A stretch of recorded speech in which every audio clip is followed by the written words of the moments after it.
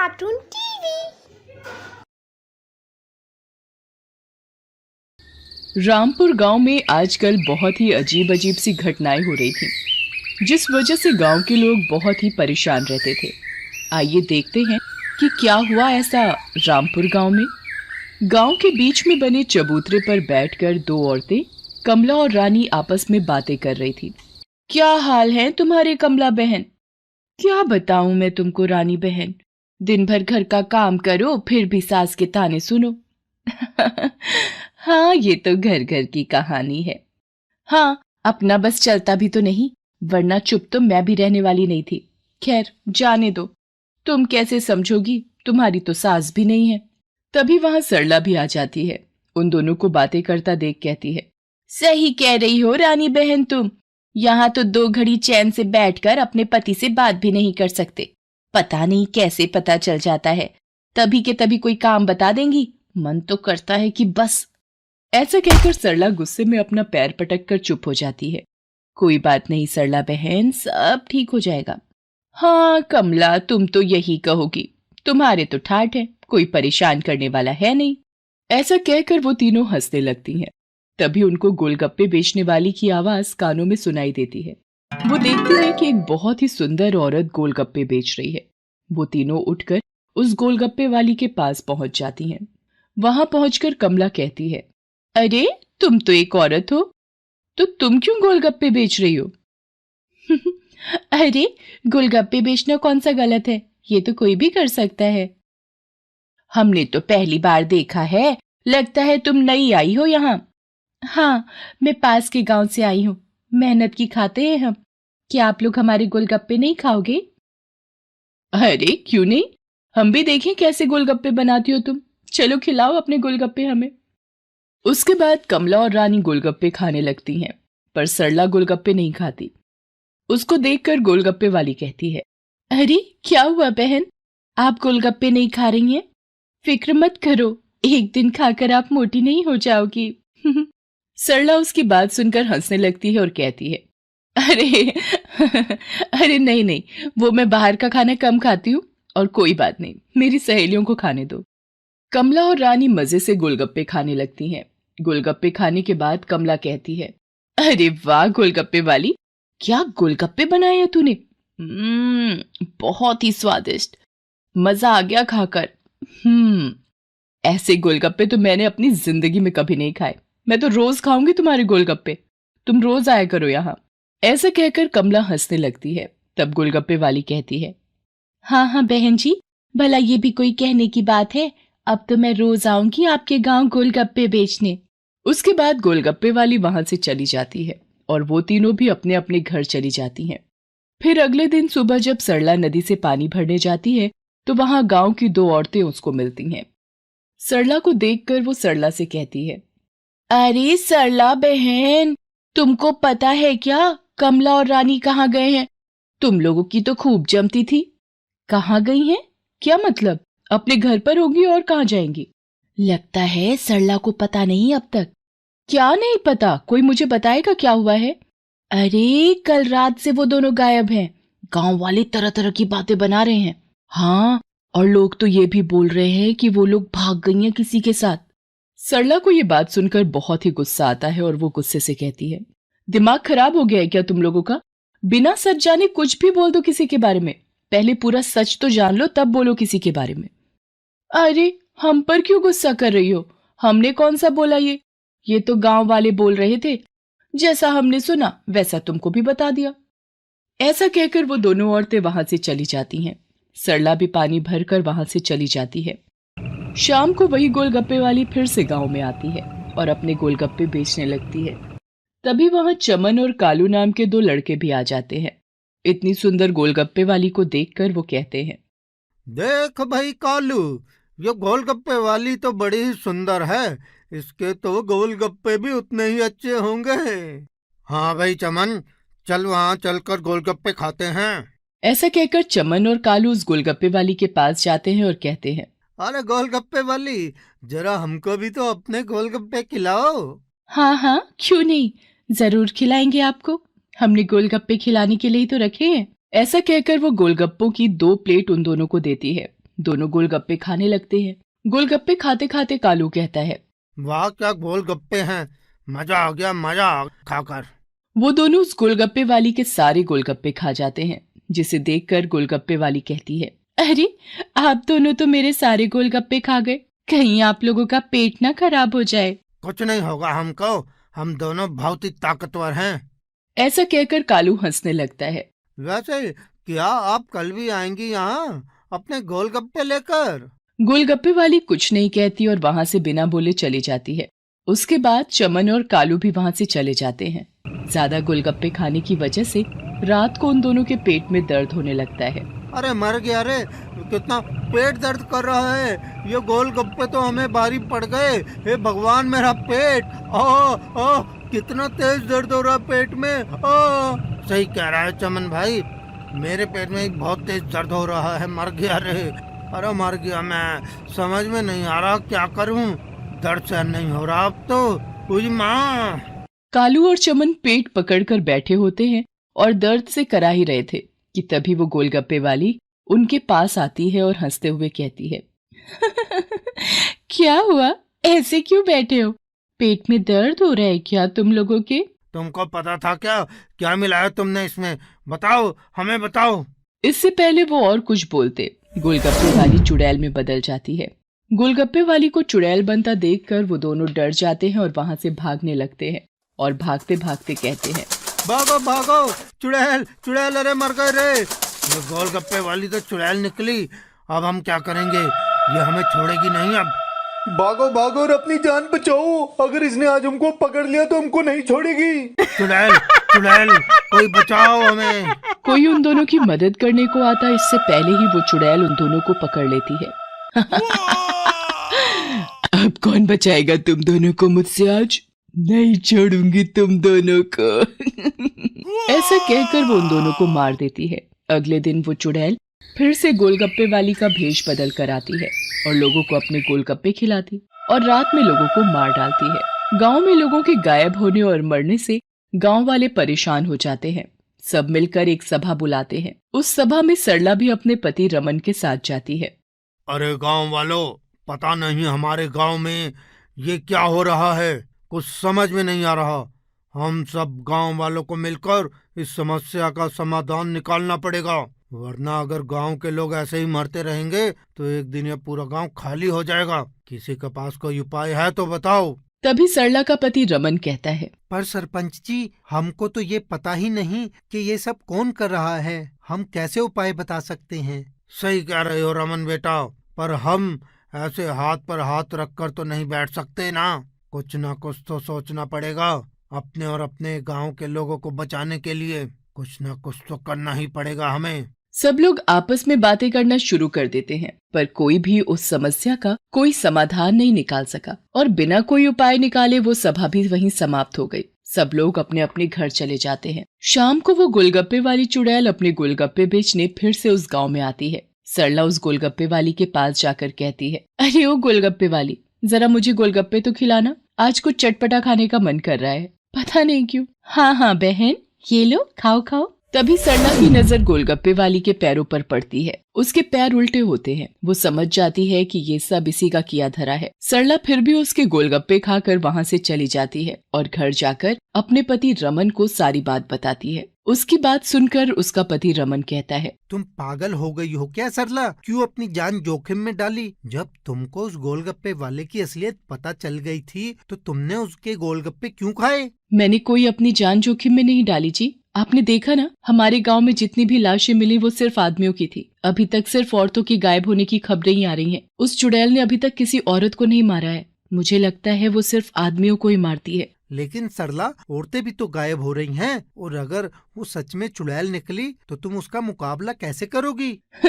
ये तो बस एक चुड़ैल है जी। अगर हम औरतें अपनी पर आ जाएं तो पता नहीं क्या से क्या कर दे। इस चुड़ैल को तो मैं देख लूंगी, आप चिंता न करो जी। रात को वो दोनों अपने कमरे में सो जाते हैं, पर सरला के पति रमन को नींद नहीं आती। उसको सरला की चिंता खाई जा रही थी। वो सिर्फ आंखें बंद करके सोने का नाटक करता रहा। रात में चुड़ैल उन दोनों के कमरे में आती है और सरला को सोता हुआ देखकर हंसती है। अब चल, मैं तुझे सुलाती हूँ। ऐसा कहकर सोती हुई सरला को उठाकर चुड़ैल ले जाती है। चुड़ैल सरला को लेकर जंगल की ओर चल देती है। सरला का पति रमन भी चुपचाप चुड़ैल का पीछा करता है। चुड़ैल जंगल में बनी अपनी गुफा के सामने पहुंचकर उसका दरवाजा खोलती है। चुड़ैल सरला को लेकर उस गुफा के अंदर चली जाती है। सरला का पति रमन भी उस गुफा में घुस जाता है और छुपकर उस चुड़ैल को देखने लगता है। अंदर जाकर चुड़ैल सरला को एक अंधेरे कमरे में ले जाकर वहां रोशनी करती है। जैसे ही वो वहां रोशनी करती है तभी सरला की नींद खुल जाती है और उसको गांव की बाकी औरतें भी दिखाई देती हैं। वहां सरला की सहेलियां कमला और रानी भी होती हैं। ये सब देखकर सरला कहती है, ये क्या है सब? तुम हम सब गांव वाली औरतों को यहाँ क्यों लाई हो? चुड़ैल कुछ नहीं कहती और खड़ी होकर बस हंसती रहती है।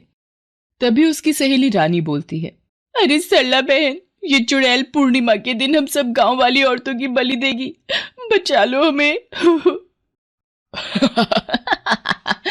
ये बचाएगी तुमको, पर पहले ये खुद को तो बचा ले, तुमको तो बाद में बचाएगी, इसकी जान तो खुद खतरे में है।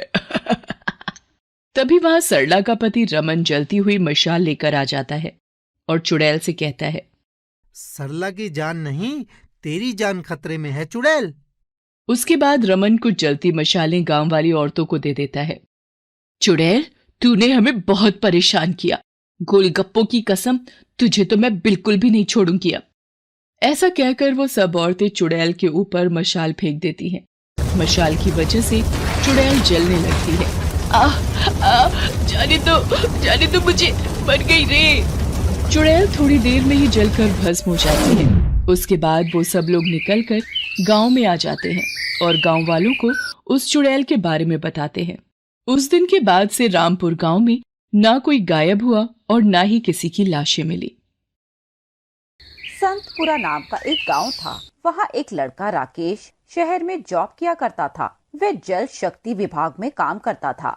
एक दिन लंच टाइम में वह अपने दोस्त को अपने गांव के बारे में बता रहा होता है। यार सचिन, मेरे गांव के पास एक जंगल है और उस जंगल में से एक नदी बहती है। सब नदियों का पानी बड़ा साफ सुथरा होता है, लेकिन उस नदी का पानी काला है। वहाँ से लोग पानी भी नहीं भरते, ना ही उस पानी का किसी भी तरह का कोई इस्तेमाल करते हैं। उसका पानी अभी काला हुआ है या तू बचपन से उसे काला ही देखते हुए आ रहा है? भाई, मैं तो अपने छुटपन से उसे ऐसा ही देखता आ रहा हूँ, पर मेरे अंदर बड़ी जिज्ञासा है कि उसका पानी काला क्यों है। तभी वहाँ पर राकेश का सीनियर आ जाता है और वह राकेश की बातें सुन लेता है। फिर वह लोग अपने अपने कमरे में चले जाते हैं। वे प्रोग्राम बनाते हैं कि वे राकेश के गांव में जाएंगे और फिर शनिवार के दिन, भाई राकेश, तेरे गांव जा रहे हैं, कुछ बढ़िया सा गांव का खाना भी खिलाना पड़ेगा। ये भी क्या बात बोली यार, घर चलेंगे, माँ के हाथ का खाना खिलाऊंगा। तैयार हो तुम दोनों? तो चले। जी सर, निकलते हैं। उसके बाद वे तीनों राकेश के गांव जाते हैं। गांव पर राकेश के मम्मी पापा उन लोगों का बहुत स्वागत करते हैं। राकेश की मम्मी उनके लिए अच्छा अच्छा खाना बनाती है, जिन्हें खाकर वे बहुत खुश होते हैं। उसके बाद वे आपस में बैठकर डिस्कस करते हैं। सर, मैंने सारे यंत्र ले लिए हैं, हम पानी की भी जांच करेंगे। राकेश, एक बात बताओ, इस पानी को क्या कोई इस्तेमाल भी कर रहा है? नहीं सर, इस पानी का कोई यूज नहीं करता। मैंने तो किसी को कभी नहीं देखा इसका इस्तेमाल करते हुए। ठीक है, हम पानी के नीचे तलहटी में भी जाकर कुछ मिट्टी की जांच करेंगे, जल्दी पता चल जाएगा कि ये नदी काली क्यों है। वैसे तुम्हारे गांव वालों की क्या राय है इस नदी के बारे में? सर, मैं अधिकतर बाहर ही रहता हूँ, इसीलिए मुझे नहीं पता, पर मैं अपने पापा से पूछकर बताता हूँ। फिर राकेश अपने पापा के पास जाता है और उसके पापा कहते हैं, क्या तुम लोग नदी का परीक्षण करने आए हो? पर बेटा, मैंने तो सुना है कि उस नदी पर किसी चुड़ैल का साया है। आप कैसी बातें करते हैं अंकल? आज के टाइम में चुड़ैल वुड़ैल कुछ नहीं होती। जब पानी में बहुत दिनों तक कोई चीज सड़ रही होती है तब भी पानी का रंग काला हो जाता है। पता नहीं बेटा, तुम लोग तो पढ़े लिखे लोग हो और फिर तुम्हारा ही काम है ये पानी की जांच वांच करना, तो तुम ही देखो, पर फिर भी थोड़ा संभल कर। उसके बाद तीनों दोस्त नदी के पास टेंट लगा लेते हैं। राकेश और मोहन पानी के अंदर जाते हैं। सर, वो देखो, वहाँ पर कुछ अजीब सा लग रहा है। वहाँ काफी सारा कचरा पड़ा हुआ है। तुम सैंपल कलेक्ट करो अरे सर, इधर आइए, जरा देखना। हाँ, ये तो बड़ी अजीब सी चीज लग रही है। तो उसके नीचे से एक संदूक बहुत सारी लोहे की चैन से बंधा होता है। वे सोचते हैं कि किसी ने यहाँ पर खजाना दबा रखा है और वे उसे ऊपर ले आते हैं। बाहर सचिन उनका वेट कर रहा होता है। जब वे संदूक के साथ ऊपर आते हैं तो वह हैरान हो जाता है। लगता है कोई बहुत बड़ा खजाना हाथ लग गया है हमारे। और फिर वे तीनों उस संदूक के चारों ओर लिपटी हुई सोने की चैन को तोड़ते हैं और जैसे ही वे संदूक खोलते हैं एक धुआं सा चारों तरफ हो जाता है। उसमें से एक चुड़ैल बाहर निकलती है। वे इतनी डरावनी होती है कि तीनों डर के भागने लगते हैं। कहाँ जा रहे हो तुम लोग? फिर वे तीनों को अपने लंबे लंबे हाथों से खींचकर अपने पास ले आती है और उन्हें अपने हाथों में उठाकर मसलने ही वाली होती है कि तभी तुम कौन हो और इस संदूक में तुम क्या कर रही थी? ये नदी मेरी है, मैं इस नदी की चुड़ैल हूँ। तुम लोगों ने उस संदूक से मुझे निकाल दिया। एक तांत्रिक ने मुझे बंद कर दिया था उस संदूक में। यह नदी मेरी थी, उसने मुझे संदूक में बंद तो कर दिया पर कोई भी इस नदी का पानी नहीं पी पाया। यह मेरी नदी है, यहाँ कोई नहीं आ सकता। नदी किसी की नहीं होती, नदी प्रकृति की होती है। तुम उस पर कैसे कब्जा कर सकती हो? वैसे ही जैसे अभी मैंने तुम्हें अपने कब्जे में किया हुआ है। और वह बड़े बड़े हाथों से उन तीनों को मारकर खा जाती है। जब पूरा दिन और पूरी रात राकेश और उसके दोस्त घर नहीं पहुँचे तो उसके पापा को बड़ी चिंता होती है। वे कुछ लोगों को लेकर नदी में पहुँचते हैं। देखो, उनका टेंट और सामान यहीं पड़ा है और वो लोग दिखाई नहीं दे रहे। जंगल की तरफ देखते हैं। फिर वे लोग तेज तेज आवाजें देने लगते हैं और तभी चुड़ैल नदी से बाहर आती है। क्यों तुम लोग चीख रहे हो यहाँ पर? इतना शोर क्यों मचा रखा है? और चुड़ैल को देखकर वे लोग भागने लगते हैं। तभी चुड़ैल उनमें से एक आदमी को पकड़कर नदी के अंदर ले जाती है। राकेश के पापा समझ जाते हैं कि उनका बेटा अब नहीं रहा। हाय मेरा जवान बच्चा, उस चुड़ैल ने इसे खा लिया। बेटा राकेश, मैंने तुझे वहां पर जाने से मना किया था। मैंने तुझे कहा था कि वहां पर चुड़ैल का साया है, पर तुमने मेरी एक ना सुनी बेटा। अब चुड़ैल नदी के पास आने वाले हर इंसान को मार डालती। चुड़ैल का डर लोगों में इतना हो गया कि उन्होंने वहां से रास्ता ही बदल लिया। फिर एक दिन पुरुषोत्तम नाम का एक आदमी उस नदी के पास से जा रहा होता है। वह हनुमान जी का बहुत बड़ा भक्त होता है। पुरुषोत्तम को देखकर चुड़ैल उसका रास्ता रोक लेती है।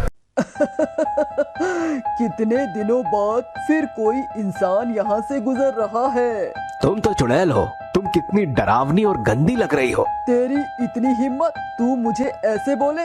रुक, मैं तुझे अभी बताती हूँ। और जैसे ही चुड़ैल पुरुषोत्तम को पकड़ने लगती है तो चुड़ैल को बहुत तेज झटका लगता है और वह दूर जाकर गिरती है। कौन है तू? तू कोई भी हो, मैं तुझे नहीं छोड़ूंगी। तू कितनी भी बड़ी चुड़ैल क्यों ना हो और कितनी भी खतरनाक क्यों ना हो, तू मेरा कुछ भी नहीं बिगाड़ सकती है। अच्छा, तो तू ऐसे मेरे काबू में नहीं आएगा। चुड़ैल अपने बड़े बड़े दांतों से उस पर हमला करती है, पर पुरुषोत्तम के पास आते ही वह फिर से दूर जाकर गिर पड़ती है। उसके बाद पुरुषोत्तम वहाँ से गांव में चला जाता है। गांव में जाकर उसे नदी की चुड़ैल की हकीकत पता चलती है। उसके बाद वह गांव वालों से बोलता है कि मैं तुम लोगों को उस चुड़ैल से पीछा छुड़वा दूंगा। चुड़ैल ने मेरे इकलौते बेटे राकेश को खा लिया। उसके 2 दोस्त भी शहर से आए थे। उन्हें क्या पता था कि वो नदी चुड़ैल की है। इस तरह अनजान निहत्थे लोगों को कैसे खा सकती है। बहुत ही डरावनी चुड़ैल है, बहुत ही खतरनाक। हमें ये तो पता था कि इसमें चुड़ैल का साया है, पर चुड़ैल की नदी है ये तो हमें नहीं पता था। हाय, ये हम किस मुसीबत में फंस गए। पता नहीं और कितने लोगों की जान लेगी ये चुड़ैल। मैं आप लोगों से वादा करता हूँ कि मैं उस नदी से चुड़ैल को हमेशा के लिए भगा दूंगा। मेरा सामना उस चुड़ैल से हो चुका है। तुम्हें चुड़ैल ने कैसे छोड़ दिया? मैं हनुमान जी का भगत हूँ और मुझे इन चुड़ैलों से कोई डर नहीं लगता। ये मेरा कुछ भी नहीं बिगाड़ सकती। तो बेटा, तू हमें चुड़ैल से आजाद करवा दे। 2 दिन बाद अमावस्या है। मैं उस चुड़ैल को हमेशा के लिए इस नदी से भगा दूंगा। अमावस्या के दिन पुरुषोत्तम अपने साथ काफी सारी पूजा की सामग्री लेकर नदी के किनारे जाता है। वह वहाँ पर हवन शुरू करता है। हवन की आवाजें सुनकर चुड़ैल बाहर आती है और पुरुषोत्तम उससे सवाल जवाब करने लगता है। अपना नाम बता चुड़ैल, और तूने यहाँ नदी पर कब्जा क्यों किया हुआ है? तू कौन होता है मुझसे ये सब पूछने वाला? जा, मैं नहीं बताती। जल्दी बता, तेरा क्या नाम है और तू यहाँ क्यों है? मेरा नाम सलोनी है। मैं बहुत अच्छी चित्रकार थी। मैं प्रकृति को प्रेम करने वाली थी। मैं अपने चित्रों में रंगों का और प्रेम का बहुत प्रचार करती थी। मेरे ही पड़ोस में भुवन नाम का एक लड़का था। वह भी बहुत अच्छा चित्रकार था। हम दोनों के बीच में कंपटीशन होता रहता था और एक बार एक बहुत बड़े कंपटीशन में मैं जीत गई। ये बात भुवन को बर्दाश्त नहीं हुई और उसने एक रात मुझे धोखे से बुलाकर मार डाला और इस नदी में डाल दिया। पर मैं पूरी तरह मरी नहीं थी, पर मेरे अंदर इतनी हिम्मत भी नहीं थी कि मैं खुद को बचा पाती। तो नदी की मछलियों ने मुझे खा लिया और मैं तड़प तड़प के मर गई। और फिर एक दिन भुवन जब इस नदी के पास आया तो मैंने उसे मारने की कोशिश की, पर वह बच गया। फिर उसने एक तांत्रिक की मदद से मुझे इस संदूक में कैद कर दिया। पर तुम खुद सोचो कि तुमने ये कैसा रास्ता चुना। तुम लोगों को मारने लगी, तुम्हारे साथ बुरा हुआ तो तुमने सबके साथ बुरा करना शुरू कर दिया। ये तो अच्छी बात नहीं है। जब तुम एक चित्रकार हो तो तुम्हें उसी तरीके से ही सोचना चाहिए। ये नदी सबकी है, इसके पास में कितनी हरियाली है, ये कितनी सुंदर है, और तुम्हारी वजह से आज ये कितनी डरावनी और बदसूरत लग रही है। तुम्हारा कोई कसूर नहीं था, पर तुमने जो अपने आप को चुड़ैल बनाकर लोगों को मारा तो तुम कसूरवार बन गई हो। और तुम इस तरह लोगों की चीजों पर कब्जा करके नहीं रह सकती। मैं तुम्हें वापस उस संदूक में बंद कर दूंगा। मुझे पता है तुम बहुत ताकतवर हो, तुम मुझे संदूक में बंद कर सकते हो, पर मैं संदूक में बंद नहीं होना चाहती। मैं तुमसे प्रार्थना करती हूँ, अगर तुम मेरे लिए कुछ करना चाहते हो तो तुम मुझे चुड़ैल वाले जीवन से आजाद कर दो और उस भुवन को सजा दिलवाओ, वरना पता नहीं वह कितनी और सलोनियों को चुड़ैल बना देगा। ठीक है, मैं चुड़ैल को जीवन से मुक्त करने की कोशिश करता हूँ। और उसके बाद पुरुषोत्तम चुड़ैल के चारों ओर एक घेरा बना देता है और उसके बाद हवन करते हुए उसमें बहुत सारे मंत्र बोलता है। धीरे धीरे वह देखता है कि चुड़ैल धुआं बनकर उसके हवन कुंड में आ जाती है और वहाँ से वह हमेशा के लिए आजाद हो जाती है। गांव के लोग ये जानकर बहुत खुश होते हैं कि अब चुड़ैल उस नदी में नहीं रहती। पुरुषोत्तम भुवन के खिलाफ पुलिस में कंप्लेंट करा देता है और पुलिस भुवन को गिरफ्तार कर लेती है और उससे पूछताछ करती है, जिसमें भुवन अपना जुर्म कबूल कर लेता है। वह कहता है कि हाँ, मैं नहीं चाहता था कि सलोनी मुझसे ज्यादा फेमस हो और लोग उसकी तारीफ करें, इसीलिए मैंने उसे मार डाला। भुवन को उसके किए की सजा मिल जाती है।